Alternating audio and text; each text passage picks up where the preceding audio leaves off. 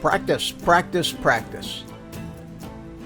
Last time I went out, flying my Tinyhawk around these trees, I kind of avoided the smaller gaps because I just didn't have the confidence, and figured the only way to build the confidence is to go out there and try to fly through smaller and smaller openings, and if you crash, so be it.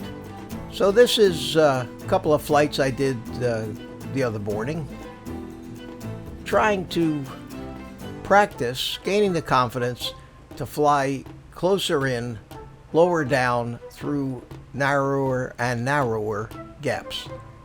And next time I go out, I'll try even smaller gaps. So enjoy the flying. I know I did.